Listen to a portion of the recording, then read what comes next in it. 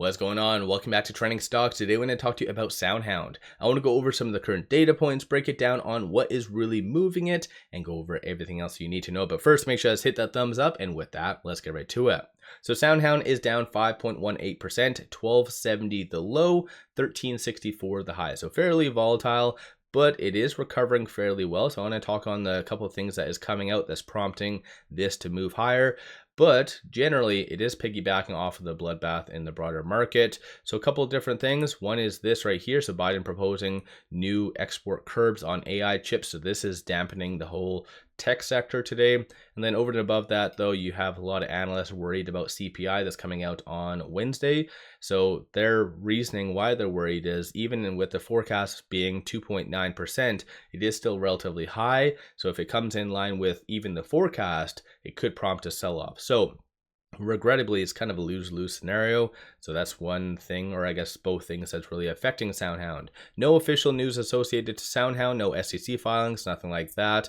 There was this that was posted on social media. So it says day number 2 of NRF 2025 in NYC. As far as I'm aware, I don't think they posted anything that they were participating in this, but nonetheless, getting their name out there is pretty good. So booth 5303, and based on this, so it's very well suited for what SoundHound does. So I think being at this exhibit is definitely a good thing going forward, and hopefully they keep their name up there and getting marketing, whatever else. It would be nice if they updated some shareholders with it and invited, same with the CES, inviting shareholders to come visit the booth and stuff like that. It'd be nice if they kind of did that, but whatever, it is what it is. Aside from that, though, there's two things that really prompted this push higher, and well, actually, more so 3. One is this right here. So a new rating. It's not new because the last rating by H.C. Wainwright was also $26, but they updated their report, and so they just see a lot more growth coming. So they did reiterate their $26 buy rating, and so Scott, who has a 33% success rating, is that analyst. So that's generally a good thing. That, in my opinion, is what is prompting this, because it was just posted, and then at the same time, it must have spooked shorts, because right now shorts are returning 3.01 million shares, and that is very, very abnormal for them. So 24.69% of the free float is being shorted, works out to be 81.27 million shares. So it is unfortunate, the fact that shorts only decide to return at this stage in the game when it's gone down so much. But it is what it is. Maybe they see more upside at this stage. But one thing as well that is also prompting this, and did prompt this, is the technicals. So I'm going to go over that in a second. But 6.84 million in calls, 9.47 million in puts, 45% of all the options being done today are bearish in nature. Of the call options that are being purchased, though, you see a consensus for it to be roughly around that $16 to $18 range. And the bears are anticipating for it to be sub roughly $10. So kind of polar opposites. So just anticipate a lot of volatility. And as I mentioned in my video yesterday, if you do believe in SoundHound and if you do see a nice reversal, then buy call options. That's how you can make some pretty decent money. And typically whenever you're going against the consensus, which right now it is bearish, then that's again how you make some pretty good money doing options. So recommend you guys researching, doing what you need to do for options. I know sometimes it is very daunting to look at all the metrics and all the numbers, but just take the time to research. It definitely helps you as an investor. One thing that you can do, pop over to my Discord, completely free. There is a options section on there, so you can kind of communicate, talk with a lot of good individuals all about options. So I'll put that in the description below and also the comments, so definitely do that.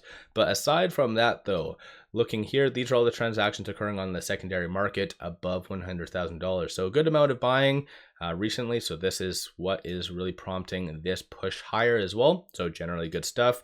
With it at 1331, trading between this S1 and this S2. So this recent push higher as well did break it between the pivot and this S1. So 1399, 1350 are going to be the next strong resistance / target points. 1319 and then 1270 is going to be the next strong support points. So this is also one thing what really aided in it pushing higher. It bounced off of this S3. So this going forward is very strong support. So something to kind of take note of. Aside from that though, it's SoundHound's technicals. So as of right now, it is kind of just wedge bound between the ALMA and also the 50-day moving average. So right here, so $12.46 going forward, that's going to be another very strong support. And historically, every time SoundHound does break below that 50-day moving average, usually prompts a little bit more of an additional pullback. So just be prepared for that in case push comes to shove or whatever else. But in my opinion, given the level of buying, analysts clearly paying attention to SoundHound, I could see a nice reversal as far as that, but the market just being in a bloodbath and negative sentiment doesn't necessarily help. If SoundHound does put out a good piece of substantial news, let's say a partnership, a lot of individuals are speculating on a lot of different things, such as, let's say, McDonald's, Taco Bell, whatever else, you could see a nice push higher because it is very oversold. So you can see that on the stochastic RSI right here. So in reality, I think there's going to be a lot more volatility in the foreseeable future, but it's good to see analysts at least paying attention to SoundHound as well as shorts finally returning. So let me know your thoughts on SoundHound. Don't forget to hit that thumbs up and subscribe. If you do want all of the latest in analyst ratings and everything, take advantage of this. It is completely free using the description link in the description below to IBKR. So this is why I have it. It has a lot of good information, analyst ratings, and normally people actually have to pay for tip ranks. So you can get this free through here. Plus you also have a lot of good analyst ratings, ownership, everything under the sun. So definitely take advantage of that in the description below and also the comments. With all that, let me know if you are buying the dip, if you sold, doing options, or are you practicing options? What's your general thoughts on all that? And then with all that, appreciate all of you watching.